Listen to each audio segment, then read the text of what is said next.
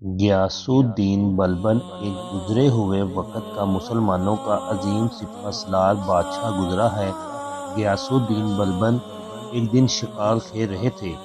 تیر چلایا اور جب شکار کے نزدیک گئے دیکھا کہ ایک نوجوان ان کے تیر سے گھائل گرا پڑا تڑپ رہا تھا۔ کچھ ہی پل میں اس گھائل نوجوان کی موت ہو جاتی ہے۔ پتہ کرنے پر معلوم ہوا کہ وہ پاس کے ہی گاؤں میں رہنے والی ایک بزرگ خاتون کا اکلوتا سہارا تھا اور جنگل سے لکڑیاں چن کر بیچتا اور جو ملتا اسی سے اپنا اور اپنی ماں کا پیٹ بھرتا تھا۔ غیاث الدین اس کی ماں کے پاس گیا، بتایا کہ اس کے تیر کی غلطی سے اس کے بیٹے کو لگنے سے اس کی موت ہو گئی۔ ماں روتے روتے بے ہوش ہو گئی۔ پھر غیاث الدین نے خود کو قاضی کے حوالے کیا اور اپنا جرم بتاتے ہوئے اپنے خلاف مقدمہ چلانے کی آزادی دی۔ قاضی نے مقدمہ شروع کیا۔ بوڑھی ماں کو عدالت میں بلایا اور کہا کہ تم جو سزا کہو گی وہی سزا اس مجرم یعنی بادشاہ کو دی جائے گی۔ بوڑھی عورت نے کہا کہ ایسا بادشاہ پھر کہاں ملے گا۔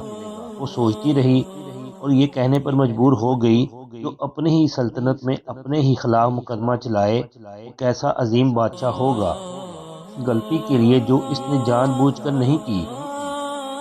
آج سے غیاث الدین میرا ہی بیٹا ہے اور میں اسے معاف کرتی ہوں۔